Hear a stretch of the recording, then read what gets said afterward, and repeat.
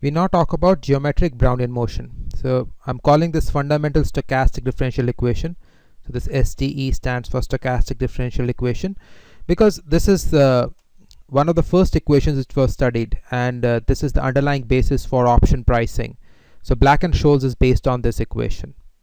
So this is very important to remember and understand. So what does this SDE or stochastic differential equation say? So it simply says the dynamics for return on an asset. So return on an asset is delta S over S. So say S is stock price and delta S is a change in stock price. So this is return on an asset. So return on an asset, you can divide it into two parts. So one of the parts is deterministic and the other part is stochastic. So the deterministic part, this is a function of some constant in time. So you can write it as mu times delta t. And the stochastic part, this is sigma times delta w, where this w is Brownian motion.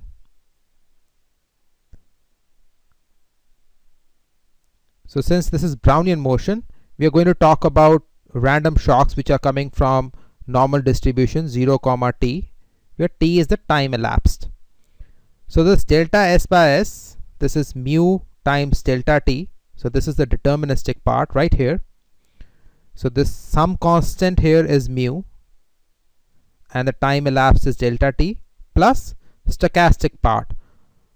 There is some variance times delta w. So you rewrite this differential equation as dst by st. So instead of delta, you're writing dst.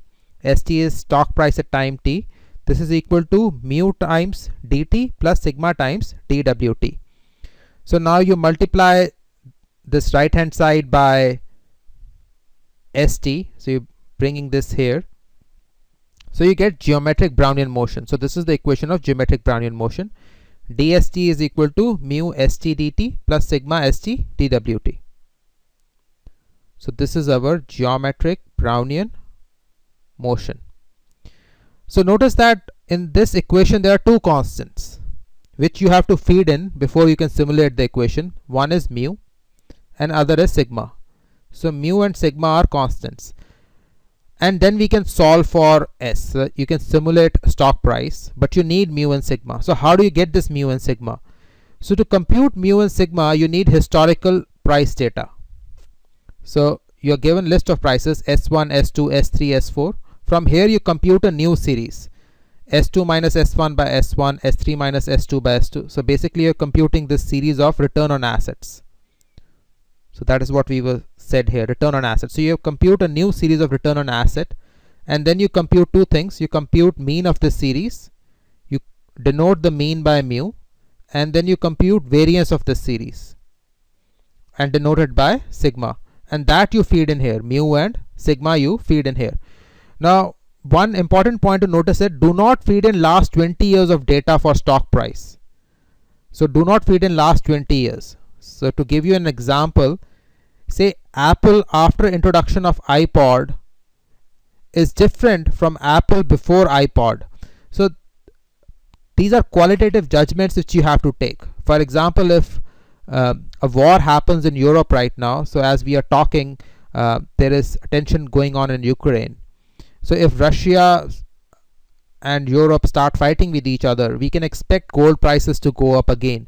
So in that case, you should not take the gold prices which include the war years, because in those years what is happening is that gold itself is becoming a commodity which is a store of value, and when uncertainty increases, people start investing in gold.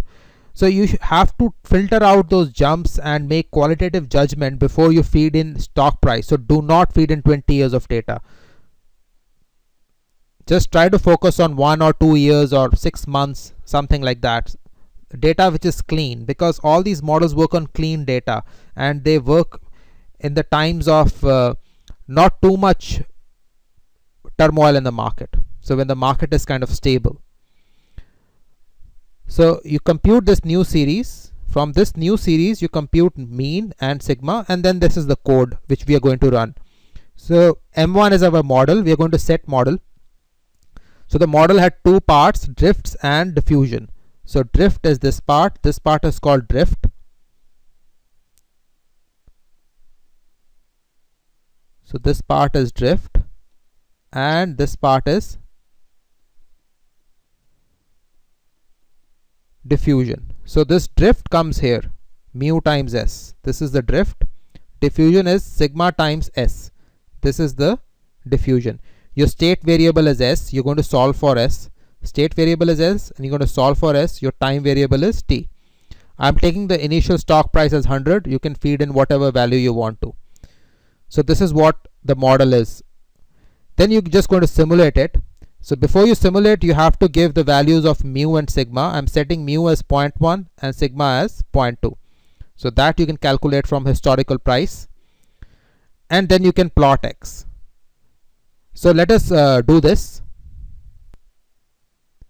So we are now going to run this. So let us select these two. Run it. So notice that this is just one single command. So since I'm writing it in script, it is easy. I don't have to write plus etc. When you run it, it automatically will put a plus here, so as to indicate this is just one command. So now you can simulate and plot it. Let's run these two lines. So the delta has been redefined. Notice that I am not giving my own grid this time. In the previous lecture we defined our own grid. Here we are just taking the natural grid of the package. So see, this is how the stock price will evolve. So every time you run it, it will give you a different picture. Your initial price is 100 and that evolves over. So it is given you 100 evolutions. This is a single path and you can do it as many times as you feel like. So you're going to simulate it again. So every time you simulate it, it gives you a different path. Now it is starts at 100, it goes up. I'm going to simulate it once more. So you can see that simulating it is not very useful. What you need is, you want to do a simulation like 100 times or 1000 times and build a probability distribution around it. And we will do that in the next lecture.